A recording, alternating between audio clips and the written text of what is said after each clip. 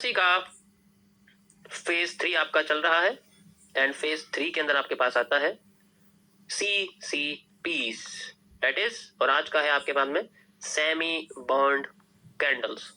ये जो semi burned candles है इनका स्ट्रक्चर मैं आपको बताता हूँ कैसा होता है, फिर आपको इनकी पोजीशंस बताऊंगा एंड फिर उसके बाद आपको इनके फंक्शंस बताऊंगा। ठीक है,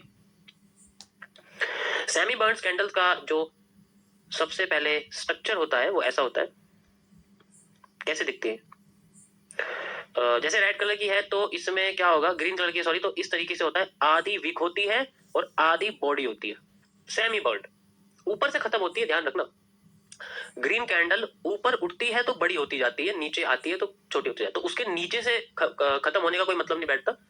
उसमें ऊपर का हिस्सा अगर लंबा है तो वो बर्न्ड है, मतलब ऊपर से जली हुई है, उसकी बॉडी खत्म हो चुकी है ना। होल्डिंग वॉल्यूम कम हो गया, होल्डिंग वॉल्यूम कम हो गया, होल्डिंग वॉल्यूम कम है। होल्डिंग वॉल्यूम का मतलब होता है कि जो बॉडी होती है ना, इसके अंदर जो बॉडी होती है, जो बॉडी जो होती है, इसको हम लोग होल्डिंग वॉल्यूम कहते हैं। जिसे हम लोग लिक्विडिटी मेंटेन जैसे लिक्विडिटी रहती है, लिक्विडिटी मेंटेन करने का सिस्टम होता है कि हमें हमने लेके रखा हुआ है, स्वैप करके रखा हुआ है। होल्डिंग वॉल्यूम जो होता है ये होता है।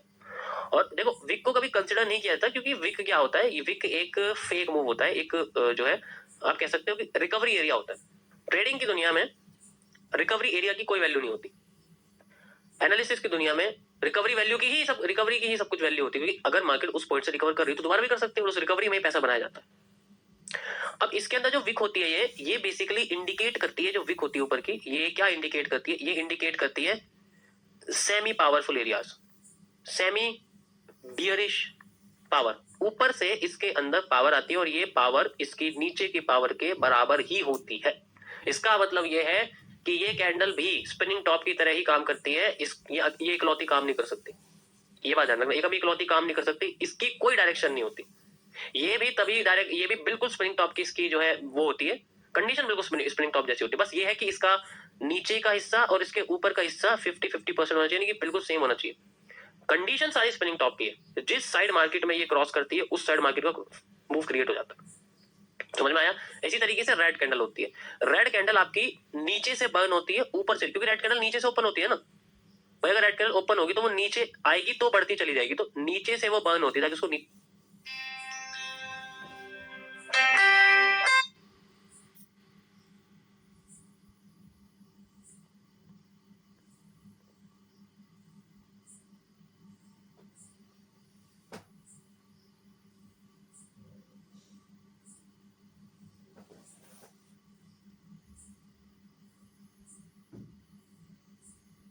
रेड कैंडल आपकी नीचे से बर्न होती है ऊपर से, क्योंकि रेड कैंडल नीचे से ओपन होती है ना भाई। अगर रेड कैंडल ओपन होगी तो वो नीचे आएगी तो बढ़ती चली जाएगी, तो नीचे से वो बर्न होती है ताकि उसको नीचे से जो है काटा जा सके। उसकी बॉडी कमजोर की, ऊपर से बॉडी थोड़ी कमजोर होती है, ऊपर तो ओपनिंग हो गई एक बार, तो नीचे अगर पुश करेंगे तो मार्केट में बुलिश प्रेशर क्रिएट होता है। तो इसका जो बुलिश प्रेशर होता है ये भी सेमी होता है, यानी कि उतना ही होता है जितना इसका बेरिश प्रेशर होता है, लगभग सेम होता है। तो ये न्यूट्रल होती है एक तरह से कैंडल, इसको हम लोग न्यूट्रल बोलते हैं। ना तो ये हैमर है, ना ये आपके सामने अवेयरनेस है, ना ये कोई IFC है, ना कोई ये हैंगिंग मैन है, तो ऐसा कुछ नहीं होता।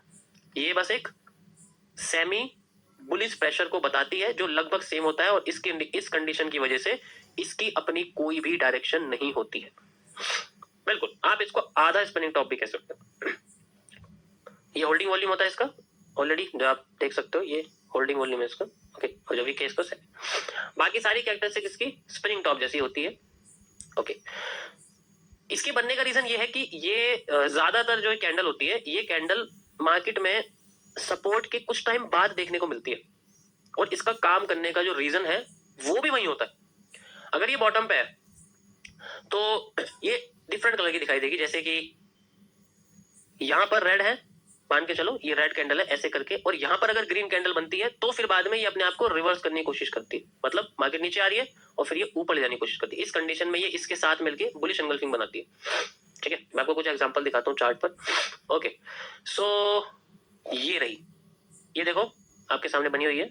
इसमें जिस साइड मार्केट क्रॉस करती है, मार्केट की मूवमेंट भी उसी साइड आने की कोशिश कर जाती है। वो डिपेंड करता है मार्केट में सप्लाई डिमांड कितनी है और बनी कहाँ हुई है। ठीक है, अभी ना तो रेजिस्टेंस पे है ना सपोर्ट पे, तो लोकेशन मैटर करती है। रेजिस्टेंस से थोड़ा सा नीचे, सपोर्ट से थोड़ा सा ऊपर, ये टॉप पे नहीं बन सकती। टॉप पे अगर बनेगी तो फेक होगी, एक साइड में मूव देगी दूसरी साइड चली जाएगी, फिर दूसरी साइड से फेक हो जाएगी, यानी क्योंकि ये इसकी अपनी डायरेक्शन तो होती नहीं है।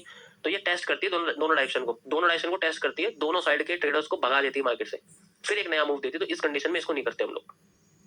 देखो ये देखो, तो मैं दिखाता हूँ, देखो अब ये देखो, ये एरिया है, ठीक है, ये एक ऐसा एरिया, यहाँ पर मार्केट में ज्यादातर मार्केट अपने आप को रिटेस्ट करती है, ब्रेकआउट भी है यहाँ पर, आपको दिखाता हूँ यहाँ पर कैसे कैसे ट्रैप करती है लोगों को, ध्यान से समझना, ये बहुत बहुत खतरनाक कैंडल है, इसके बेसिस पे कभी पोजीशन नहीं लेते, इससे बचते हैं। अब कैसे बचते हैं मैं बताता हूँ तुम्हें। यहाँ पर एक डब्ल्यू का एक ब्रेकआउट है और इस जगह मार्केट आती है, सस्टेन करके ऊपर चली जाती है, मतलब यहाँ से रिवर्स कर देती है 50% सप्लाई देने के बाद, दोबारा से इस जगह पर इसी जगह के पास में एक ऐसी ही कैंडल बनती है। देखो ये तुम्हें मिलेगी या तो किसी रीजन से ऊपर ही मिलेगी, रीजन पे नहीं मिलने वाली। तो ये देखो क्या कर रही है, देखो इसकी एक्टिविटी देखो, जब मैं आपको समझाई थी, ये क्या करती है, पहले एक साइड में मूव दे देगी, ठीक है, फिर दूसरी वाइड साइड में मूव दे देगी, फिर उसके बाद मूव देती है तीसरा, और कभी कभी तो ये तीसरा भी नहीं देती, चौथे में भी फेल कर देती है। तो इस अगर मान के चलो, अगर हमारे पास हैमर आ गया, समझ रहे हो मैं क्या करूं, अगर इसका यूज कैसे करते हैं, अगर हमारे पास हैमर आ गया, अब हैमर का तो हमने यूज कर लिया, भाई हैमर आ गया सपोर्ट पे आ गया, बहुत अच्छी बात है, उसके बाद अगर ये बन गई ना, तो भूल जाओ हैमर अब काम करेगा। बस कहने का मतलब ये है कि ये क्या करती है, डायरेक्शन को अदल बदल कर देती है, और ये तभी करेगी जब ये रेजिस्टेंस या सपोर्ट से थोड़ी थोड़ी ऊपर होगी, क्वार्टर सपोर्ट पे होगी या क्वार्टर रेजिस्टेंस पे होगी, ये तभी करेगी ऐसा। देखो तुम्हारे सामने लाइव एग्जांपल चल रहा, कई सारे देखो तुम्हें ऐसी दिखेगी, ये पैटर्न्स को गुमराह करने की कोशिश करती है, ट्रैप क्रिएट करती है। ज्यादातर कंडीशन में इसमें जो चार्ट होते हैं वो मैं आपको दिखाता हूँ, जो चार्ट पैटर्न बनते हैं वो कैसे बनते हैं, इस पैटर्न से क्या चार्ट पैटर्न बनते हैं। ये जो आपको फ्लैग दिख रहा है ना, ये फ्लैग ऐसे ही बनता है, फ्लैग बनेगा इसके बेसिस पे, और आपके सामने ऐसे ट्राइंगल्स, डिसेंडिंग ट्राइंगल्स ऐसे देखने को मिलते हैं। ये ट्रैप करती है दोनों साइड से, और फिर बाद में एक मूव देती है। तो जब भी अगर हमारे सामने कोई हैमर है और उसके बाद ये बन जाए, फिर तो बंदा बचता है बस, कि किसी तरीके से बच जाए। बिल्कुल, ये ट्रैप कैंडल होती है, ट्रैप कैंडल इसको बोलते हैं। इसके काम करने की जो प्रोबेबिलिटी बहुत ही कम है, ना के बराबर, बहुत ही कम। ठीक है, अब ये देखो,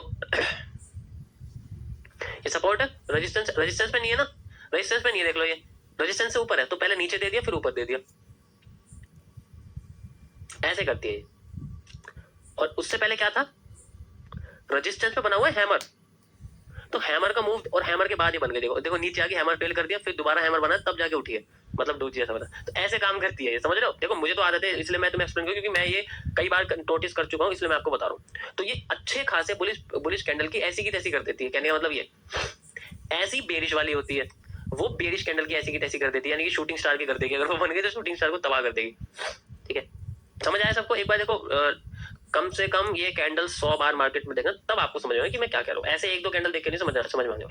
ठीक है, अब मैं एक एक कैंडल ढूंढूंगा, टाइम लगेगा, टाइम स्पेंड आपको करना पड़ेगा, मैं ऑलरेडी कर चुका हूँ, इसलिए मैं आपको बता रहा हूँ। ठीक है, ढूंढो, इसमें आपको पता लगेगा कैसे ये काम करती है, आधी होती है, रेजिस्टेंस कैसे है, ऑर्डर ब्लॉक, रिजेक्शन ब्लॉक, आपको ये सब देखना पड़ेगा। उसके बाद आपको इसको पता लगेगा कि कहाँ काम कर रही है, कहाँ धोखा दे रही है, कैसे कर रही है, कैसे नहीं कर रही।